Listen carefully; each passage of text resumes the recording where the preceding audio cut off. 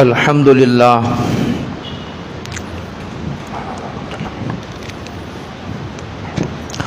الحمدللہ وکفا وسلام علی عبادہ الذین اصطفی اما بعد اعوذ باللہ من الشیطان الرجیم بسم اللہ الرحمن الرحیم یا ایہا الذین آمنوا کتب علیکم الصیام کما کتب علی الذین من قبلکم لعلکم تتقون صدق اللہ العظیم۔ قابل قدر بزرگوں، دوستوں، بھائیوں، السلام علیکم ورحمۃ اللہ وبرکاتہ۔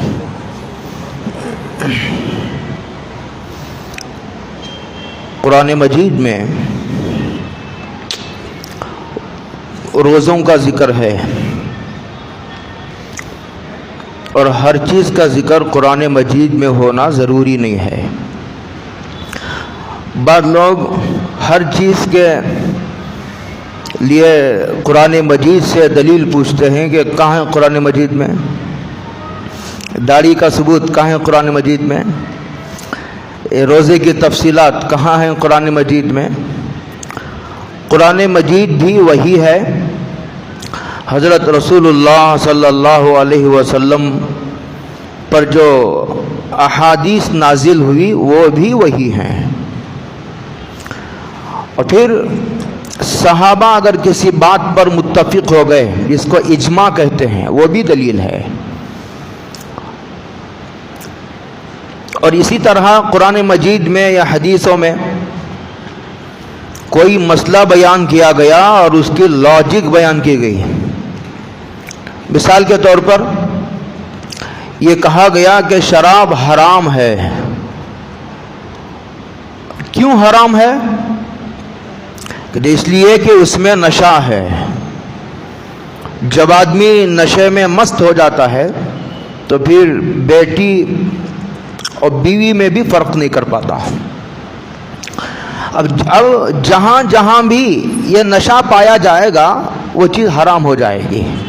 اب قیامت تک جتنی چیزیں نکلیں گی جس میں نشہ ہے، قرآن مجید میں نام لے کر اس کا ذکر نہیں ہے، حدیثوں میں نام لے کر اس کا ذکر نہیں ہے، لیکن ایک اصول قرآن نے بیان کر دیا، ہر وہ چیز حضور نے فرمایا جس میں نشہ ہے وہ حرام ہے۔ اب جہاں جہاں بھی جس چیز میں نشہ ہوگا وہ چیز حرام ہوگی۔ یہ چار باتیں یاد رکھنی، لوگ دھوکہ دینے کی کوشش کرتے ہیں۔ قرآن سے اس لیے ایک فرقہ پیدا ہوا جس کے اہل قرآن کہتے ہیں، وہ کہتے ہیں حدیثوں کی ضرورت نہیں۔ جب قرآن ہے تو حدیثوں کی کیا ضرورت ہے؟ اس کو پتہ ہی نہیں کہ قرآن میں ہی یہ بات ہے کہ حدیثوں کو مانو گے تو مسلمان ہوں گے۔ جو آدمی حدیثوں کی ضرورت محسوس نہیں کرتا وہ قرآن کریم کا انکار کرنے والا ہے۔ اب بیچارے بھولے بھالے مسلمانوں کو یہ نہیں معلوم ہوتا، اور کہتے ہیں کہ جب قرآن اور حضور ہمارے لیے ہدایت کے لیے کافی ہیں، صحابہ کے اجماع کی کیا ضرورت ہے، صحابہ کے فیصلوں کی کیا ضرورت ہے؟ صحابہ کوئی نبی تھوڑی تھے، صحابہ نبی نہیں تھے، لیکن صحابہ کی آنکھوں نے حضور کو دیکھا تھا۔ صحابہ حضور کے براہ راست شاگرد ہیں، حضور نے ان کی تربیت کی ذمہ داری لی تھی۔ اللہ نے جس طرح انبیاء کا انتخاب فرمایا تھا اسی طرح صحابہ کا بھی انتخاب فرمایا تھا۔ تو میں یہ کہہ رہا تھا کہ ان آیتوں میں روزے کا ذکر ہے، اور ہر چیز کا ذکر قرآن مجید میں ہونا ضروری نہیں ہے۔ اسی پر میں یہ دو چار باتیں آپ کے فائدے کی عرض کر دیا۔ اب ضروری تشریح کر کے میں آگے بڑھتا ہوں۔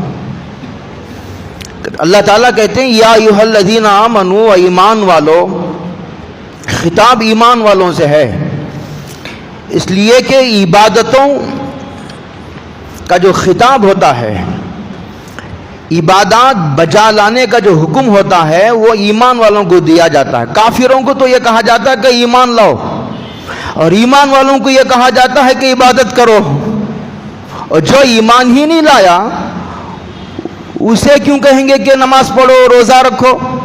نماز روزے کا حکم اس کو دیں گے جو پہلے سے اللہ کی وحدانیت اور حضرت رسول اللہ صلی اللہ علیہ وسلم کی نبوت کا اعتراف و اقرار کر چکا ہے. تو یہاں خطاب ایمان والوں سے ہے. اے ایمان والو. اور ایمان والوں میں بھی وہ جو بالغ ہیں، نابالغ پر روزہ فرض نہیں. عادت ڈالنے کے لیے اگر کسی کی عمر 9-10 سال ہو گئی ہے تو اس کو روزہ رکھا دیں تو وہ الگ بات ہے، لیکن روزہ فرض نہیں. اور اسی طرح یہ ایک آدمی پاگل ہے، وہ بھی عبادت کا مکلف نہیں، نہ نماز کا نہ روزے کا، کسی کا مکلف نہیں. اسی طرح ایک آدمی مسافر ہے، مسافر روزہ رکھ سکتا ہے، لیکن اگر روزہ چھوڑنا چاہے سفر کی مشقت کی وجہ سے تو روزہ نہ رکھنے کی اسے گنجائش ہے، گناہ نہیں ہوگا، لیکن روزہ معاف نہیں ہوتا. جیسے عورت کو ہر ماہ ماہواری آتی ہے تو وہ نمازیں بھی معاف ہیں، نماز پڑھ بھی نہیں سکتی، اور جو نمازیں ان ایام میں چھوٹ جاتی ہیں اس کی قضا بھی نہیں، وہ نمازیں معاف ہیں. لیکن ایسا نہیں، یہاں ایسا ہے کہ ایک عورت کو رمضان کے مہینے میں ماہواری آ گئی تو روزہ رکھ تو نہیں سکتی، وہ ناپاکی کی حالت میں. عبادت کے لیے پاک ہونا شرط ہے، لیکن وہ رمضان کے بعد سال بھر ان روزوں کی جو روزے چھوٹ گئے ہیں ان کی قضا کرے گی. جو مسافر روزہ جس نے چھوڑ دیا ہے وہ اپنے وطن واپس آنے کے بعد رمضان کے بعد روزوں کی قضا کرے گا. تو یا ایھا الذین آمنوا، اے ایمان والو، کتب علیکم الصیام، ہم نے تم پر روزے فرض کر دیے ہیں. کتب علیکم الصیام، ہم نے تم پر روزے فرض کر دیے ہیں. شعبان کا روزہ بھی گزرا، وہ فرض نہیں تھا. محرم کے روزے کی فضیلت بیان کی گئی لیکن اس کی فرضیت کا اعلان نہیں کیا گیا. ذی الحجہ کے شروع کے 9 دن روزہ رکھنے کی فضیلت ارشاد فرمائی گئی. ایک روزہ رکھو گے تو 1 سال روزہ رکھنے کا اجر ملے گا. ایک رات جاگو گے تو شب قدر میں جاگنے کا جو اجر ملتا ہے اتنا اجر لکھا جائے گا. تو روزے کی فضیلت ارشاد فرمائی گئی. پیر اور جمعرات کے روزے کی فضیلت ارشاد فرمائی گئی اور ترغیب دی گئی. اور اسی طرح مہینے کے 3 دن 13, 14, 15 ان کو ایام بیز کہتے ہیں. ان دنوں میں روزہ رکھنے کی فضیلت ارشاد فرمائی گئی، ترغیب دی گئی، ابھارا گیا، لیکن فرض نہیں کیا گیا. گنجائش رکھی گئی، رکھنا چاہو تو رکھو، نہ رکھو تو کوئی گناہ نہیں. لیکن یہاں رمضان کے روزوں کا تذکرہ کرتے ہوئے اللہ تعالیٰ نے یہ کہا ہم نے تم پر رمضان کے روزے فرض کر دیے ہیں. اگر یہ نہیں رکھو گے تو کام نہیں چلے گا. یہ تمہاری روح کی ضرورت ہے، اور تمہاری روح کی ضرورت کو میرے سے بہتر کون جان سکتا ہے؟ میں نے ہی تو تمہیں پیدا کیا ہے، میں ہی تمہارا خالق ہوں. جو خالق ہو اگر وہی بندوں کی روحانی ضرورت کا اندازہ اسے نہ ہو تو وہ کیسا خدا؟ اسی لیے کہتے ہیں کہ یہ تربیت کا ایک آسمانی نظام ہے، تربیت کا ایک ربانی نظام ہے. کتب علیکم الصیام، تم پر روزے فرض کر دیے گئے، اب نہ رکھنے کی کوئی گنجائش نہیں. یہ تو روزے کی، رمضان کے روزوں کی فرضیت کا اعتقاد رکھنا فرض ہے. یعنی سب سے پہلے اس بات کو ماننا ضروری ہے کہ رمضان کے روزے فرض ہیں. اگر کوئی آدمی روزہ نہیں رکھتا تو وہ گنہگار ہے، لیکن اگر کوئی آدمی یہ کہتا ہے کہ رمضان کے روزے فرض کچھ نہیں ہے، یہ تو مولویوں نے بنایا ہے، تو وہ آدمی بالاتفاق کافر ہے. اسے دوبارہ کلمہ پڑھنے کی ضرورت ہے. کیوں؟ وہ قرآن مجید کی ایک صاف حکم کا انکار کر رہا ہے. تو رکھنا تو بعد کا مرحلہ ہے، سب سے پہلے رمضان کے روزوں کی فرضیت کا اعتقاد رکھنا فرض ہے. علم کا یہ ادنا نفع ہے کہ جب علم آ جاتا ہے آدمی کو تو آدمی سب سے پہلے یہ جان لیتا ہے کہ یہ صحیح ہے اور یہ غلط ہے، یہ حلال ہے اور یہ حرام ہے، یہ فرض ہے اور یہ سنت درجے کی چیز ہے۔ یہ علم کا ادنا نفع ہے۔ یہ ایک آدمی کو اب تک معلوم نہیں تھا کہ سود لینا دینا حرام ہے، معلوم نہیں تھا، بیچارہ سود لیتا بھی تھا اور دیتا بھی تھا۔ علم آ گیا، علم آنے کے بعد بھی وہ سودی لین دین کو چھوڑا نہیں، ترک نہیں کیا، سودی کاروبار برابر جاری ہے۔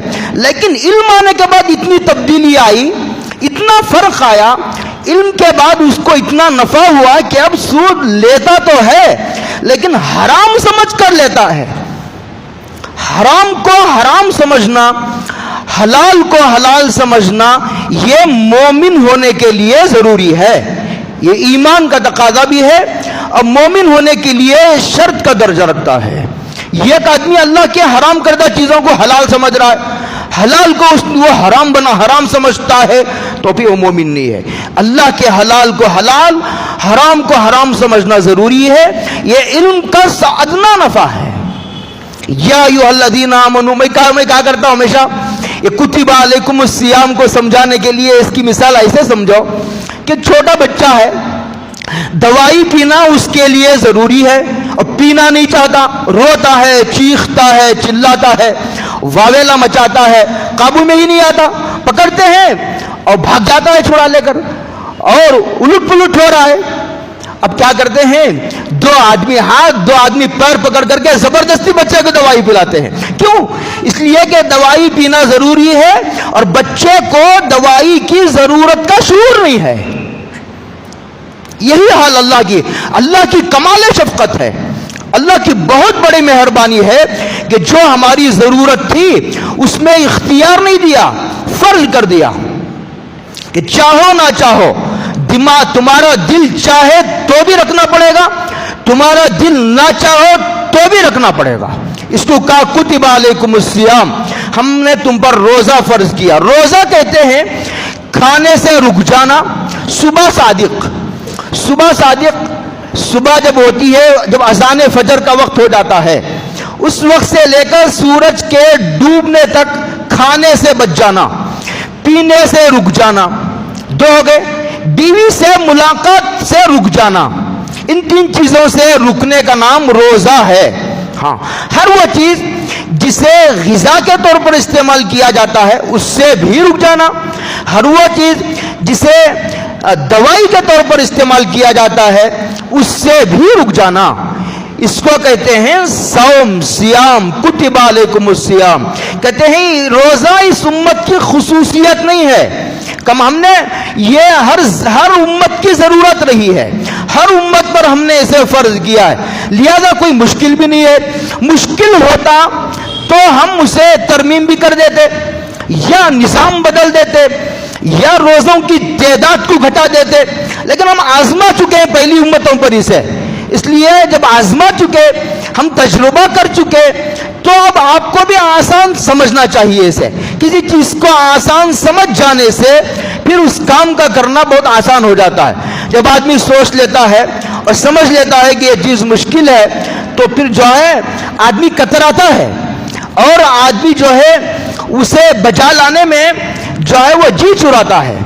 اس کو کہا کما کتب علی الذین من قبلکم لعلکم تتقون، کیوں روزے فرض کیے، ضرورت کیا تھی؟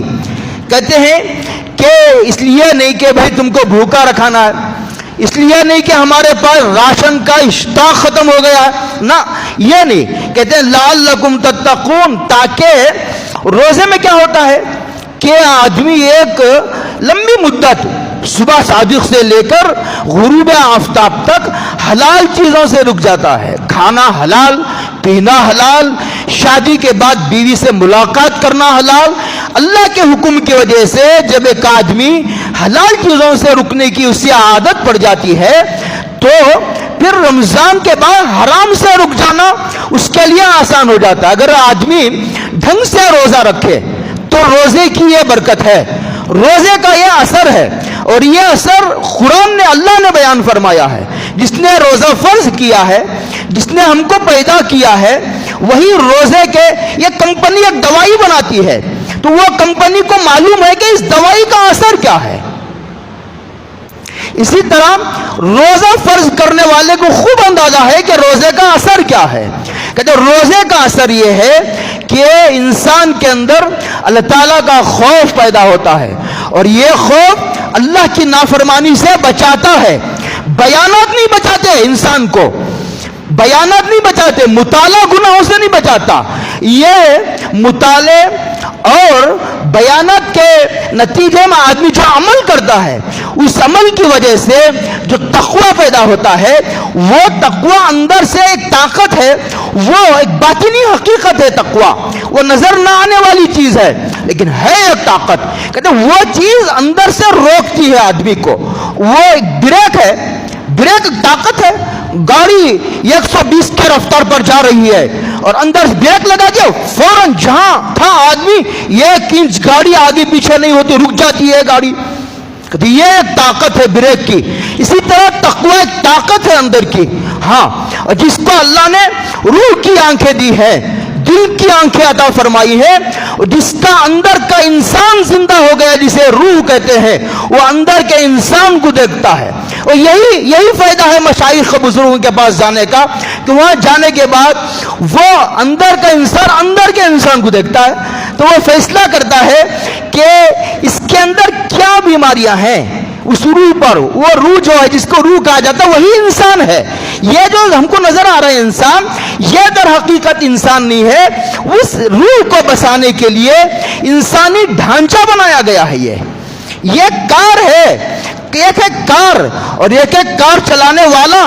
کار چلانے والا وہ تو روح ہے، یہ انسانی ڈھانچہ کار کی طرح ہے۔ تو بات بہت دور نکل گئی۔ اللہ کہتے ہیں تاکہ تم متقی بن جاؤ۔ تقوی کسے کہتے ہیں؟ میں 2 باتیں آپ کو سمجھا دوں۔ حضرت کعب احبار یہ تابعی ہیں، حضرت فاروق اعظم رضی اللہ تعالیٰ عنہ کے زمانے میں ایمان قبول کیے، اہل کتاب کے بہت بڑے عالم تھے۔ کہتے ہیں کہ ایک مرتبہ فاروق اعظم نے ان سے پوچھا کہ تقوی کسے کہتے ہیں؟ کہا تم نے پہلی بڑی کتابیں پڑھ رکھی ہیں، یہ تقوی کسے کہتے ہیں؟ تو انہوں نے کہا کہ حضرت آپ کا گزر کبھی کانٹے دار جھاڑیوں کے پاس سے ہوا؟ کہاں بے شک ہوا ہے۔ تو آپ وہاں سے کیسے گزرے؟ کہا دامن کو بچاتے ہوئے اور کپڑوں کو سمیٹتے ہوئے کہ کہیں کوئی کانٹا کپڑوں سے اور بدن سے نہ الجھ جائے، بچتے بچاتے اپنے آپ کو سمٹ کر جو میں گزر گیا۔ کیسی کو کہتے ہیں تقوی؟ دنیا کانٹوں بھرا کھیت ہے، اس سے اپنے دامن کو بچا کر نکل جانے کا نام تقوی ہے۔ ہمارے حضرت مولانا ابرالحق صاحب ہردوئی رحمۃ اللہ علیہ عجیب بات فرمایا کرتے تھے۔ ایک بار بنگلور تشریف لائے، ہمارے پڑھنے کے زمانے میں تقریباً 20 سال پہلے کی بات ہے۔ تو حضرت ایک بار جا رہے تھے کار میں، بڑی ٹریفک تھی ایم جی روڈ کے پاس۔ تو حضرت نے کہا، جو کار والا کار چلا رہا تھا، مثالیں بڑے عجیب فرمایا کرتے تھے، عجیب مثالیں دیتے تھے۔ مثالوں کے تو شہنشاہ تھے، بادشاہ تھے۔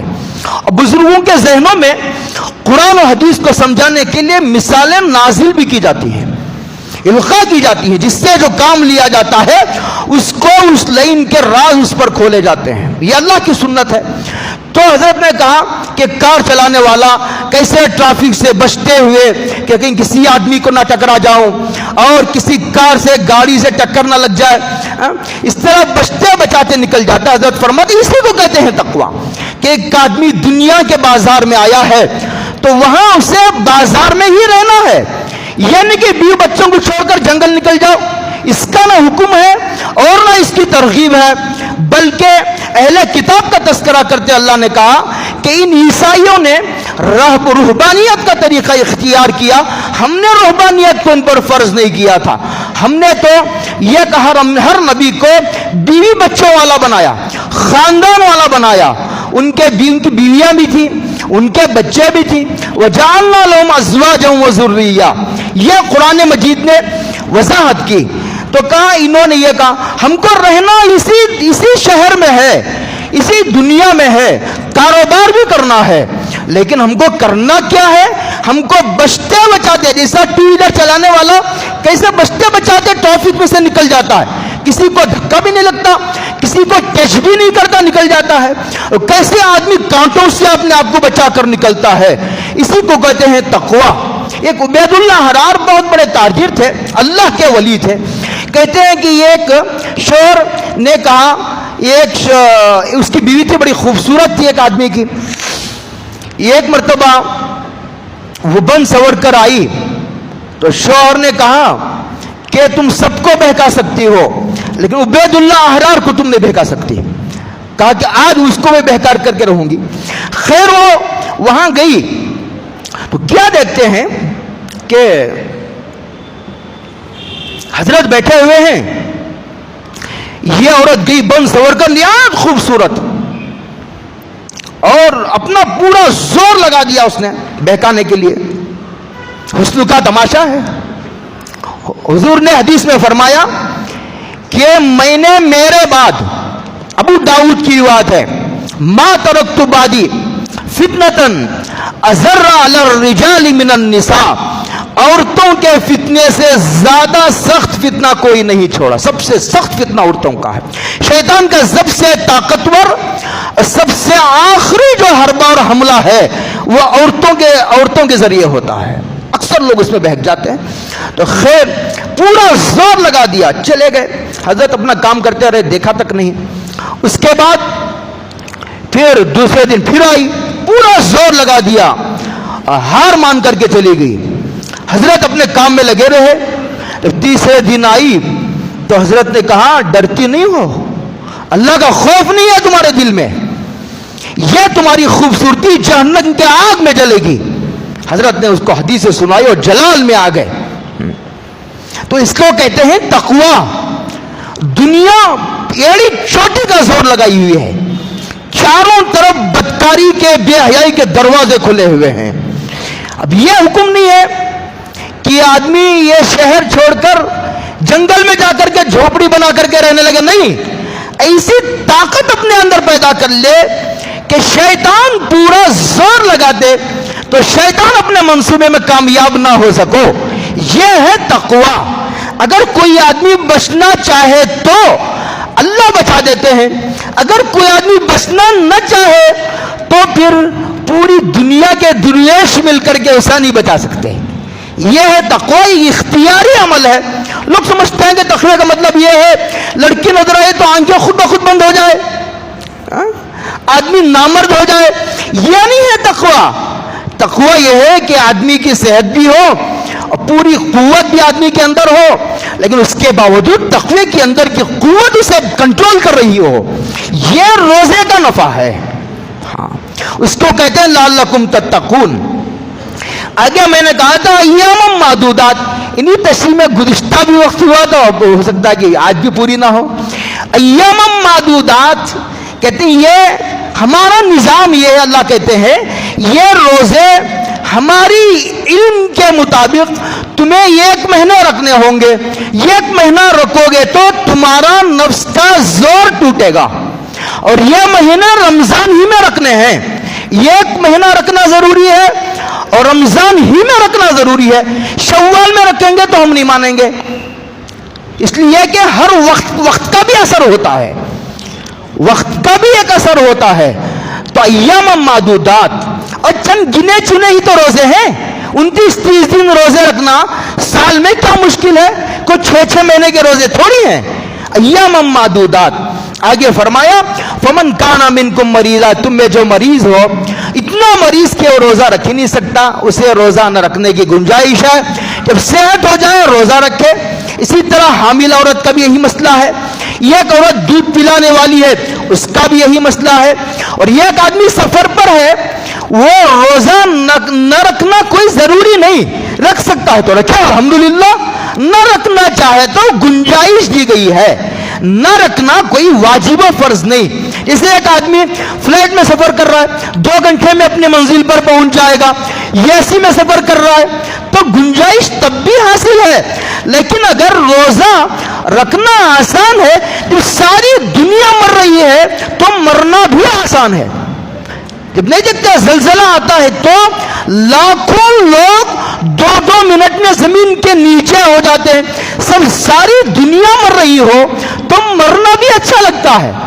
جب ساری دنیا روزہ رکھ رہی ہو تو روزہ رکھنا آسان ہوتا ہے. اب آزما کر دیکھو, جو لوگ جماعت کی نماز مسجد میں پڑھتے ہیں, نماز پڑھنا بڑا آسان لگتا ہے. فرشتوں کا ماحول ہے, نیک لوگوں کا ماحول ہے, مخلصین کا ماحول ہے, آسان ہو جاتا ہے. ماحول میں ایک ماحول بنا ہوا ہے, ایک فضا بنی ہوئی ہے, تو پھر روزہ رکھنا آسان ہوتا ہے. کہتے ہیں لیکن اجازت ہے, لیکن یہ اجازت ایسی ہے فعدۃ من ایام اخر, کہتے ہیں کہ دوسرے دنوں میں اسے قضا کرنی پڑے گی. ہاں ترتیب ضروری نہیں, ترتیب ضروری نہیں, اور کنٹینیو رکھنا, مسلسل رکھنا ضروری نہیں. مثال کے طور پر کسی کے 5 روزے چھوٹ گئے تو رمضان کے بعد ہفتے میں 1 روزہ رکھ لو, مہینے میں 1 روزہ رکھ لو, لیکن رکھنا ضروری ہے. وَعَلَى الَّذِينَ يُطِيقُونَهُ فِدْيَةٌ طَعَامُ مِسْكِينٍ, اور ایک آدمی اتنا بوڑھا ہے, ایک آدمی اتنا بیمار ہے کہ بڑھاپے کے بعد بھی جوانی نہیں آتی, بڑھاپا اس کے بعد بڑھاپا موت کی طرف جاتا ہے, بڑھاپا جب شروع ہوتا ہے موت پر جا کر ختم ہوتا ہے. ہمارے حضرت مولانا قاسم صاحب فرمایا کرتے تھے کہ 55 کے بعد جو نعمتیں اللہ نے پیدائش کے وقت دی تھی ایک ایک کر کے چھینتے ہوئے آتے ہیں. پہلے دانت گر جاتے ہیں, بال سفید ہو جاتے ہیں, بینائی کمزور ہو جاتی ہے, دماغ اپنا آدھا کام چھوڑ دیتا ہے, کام سننا کم کر دیتے ہیں, بولنے میں زبان لڑکھڑاتی ہے, وہ قوت باقی نہیں رہتی. تو یہ بوڑھا اتنا بوڑھا ہے کہ اس کی قوت کے واپس آنے کے چانسز نہیں ہے, تو اس کو روزے کے بدلے میں فدیہ دینے کی اجازت ہے. یہ اللہ کی مہربانی ہے. اگر یہ کہا جاتا تم جیو یا مرو, ہم کو اس سے سروکار نہیں, تم کو روزے ہر حال میں رکھنے ہی پڑیں گے, تو بڑی مشقت ہو جاتی. اللہ نے کمال مہربانی سے کہا ٹھیک ہے, تمہاری مجبوریوں سے بھی ہم باخبر ہیں, تم کو پیدا ہم نے ہی کیا نا, تمہاری کمزوریوں کو بھی ہم جانتے ہیں, ٹھیک ہے. اگر اتنے بوڑھے ہو تو ایک کام کرو کہ غریبوں کو فدیہ دے دو. فدیہ کیا؟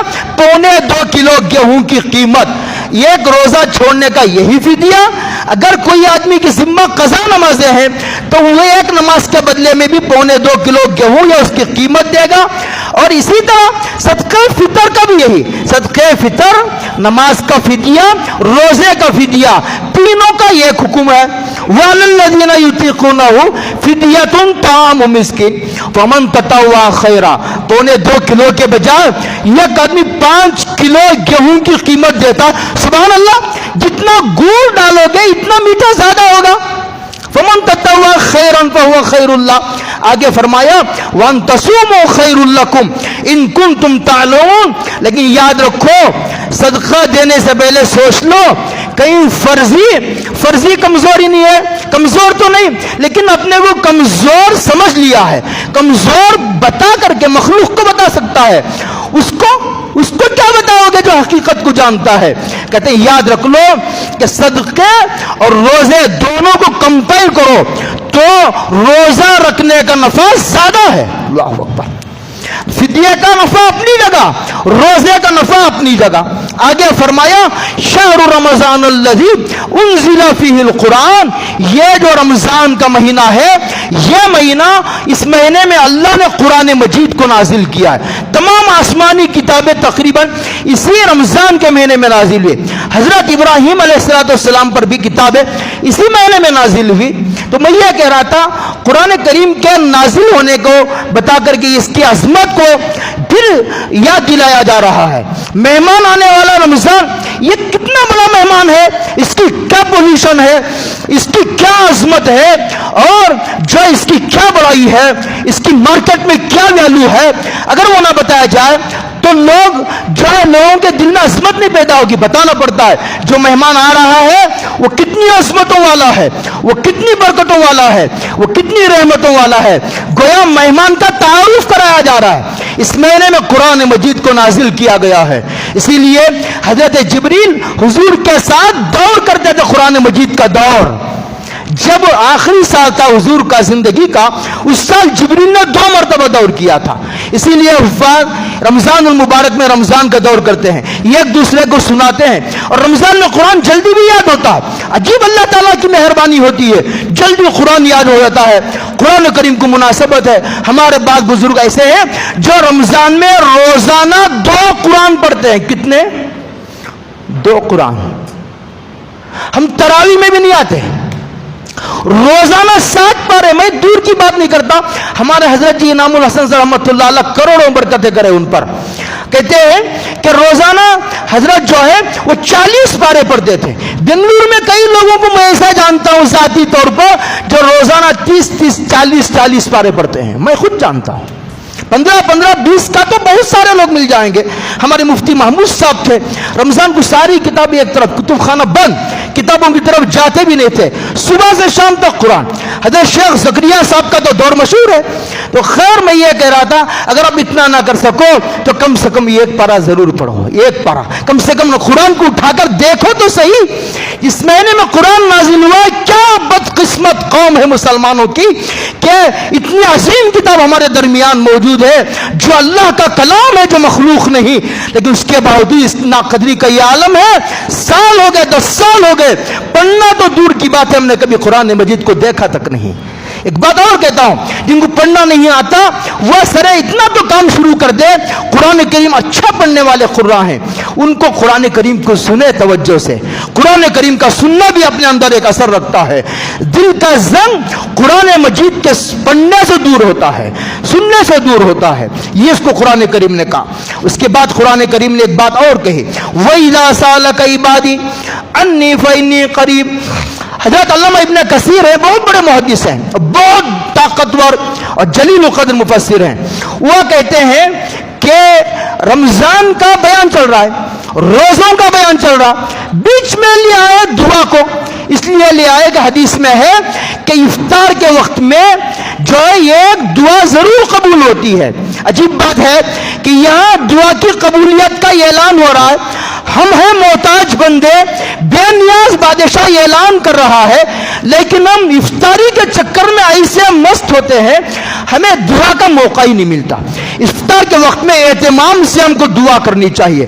وَلِلصَّائِمِ عِندَ فِطْرِهِ دَعْوَةٌ مُسْتَجَابَةٌ. حدیث پاک میں آتا ہے کہ حضرت رسول اللہ صلی اللہ علیہ وسلم ارشاد فرماتے ہیں, حضرت رسول اللہ صلی اللہ علیہ وسلم ارشاد فرماتے ہیں, یہ عرش کے اٹھانے والے فرشتوں کو اللہ بلا کر کہتے ہیں کہ بھائیو, فرشتوں کو کہتے ہیں کہ رمضان شروع ہو گیا ہے, اب تم اپنی اپنی عبادتیں چھوڑ دو اور حضرت محمد رسول اللہ صلی اللہ علیہ وسلم کے امت کے روزہ داروں کی دعاؤں پر آمین کہا کرو. اب پورا رمضان تمہارا یہی کام ہے. فرشتوں کو ڈیوٹی پر لگا دیا, فرشتے ان کی دعاؤں پر آمین کہتے ہیں اور یہ دعاؤں سے غافل ہیں. تو یہ وَإِذَا سَأَلَكَ عِبَادِي عَنِّي فَإِنِّي قَرِيبٌ أُجِيبُ دَعْوَةَ الدَّاعِ إِذَا دَعَانِ فَلْيَسْتَجِيبُوا لِي. کہتے ہیں کہ میں تمہاری دعاؤں کو قبول کرتا ہوں, تم میرے احکامات کو قبول کرو. فَلْيَسْتَجِيبُوا لِي وَلْيُؤْمِنُوا بِي. جو مانگا وہ اگر نہ ملا تو بدگمان نہ ہونا. کبھی کبھی تم اپنی نادانی کی وجہ سے ایسی نقصان دہ چیز مانگ بیٹھتے ہو, اگر وہ میں نے دے دیا تو تم برداشت نہیں کر پاؤ گے. اسی لیے میں کبھی کبھی کہا کرتا ہوں کہ دعا کیوں قبول نہیں ہوئی, اگر وہ اس راز کو دنیا میں کھول دیا چاہے تو آدمی شکر کے جذبات سے لبریز ہو کر سجدے میں گر پڑے. اچھا وہ دعا قبول نہیں ہوئی, اگر دعا قبول ہوتی اور جو مانگا وہ دے دیا جاتا تو لینے کے دینے پڑ جاتے.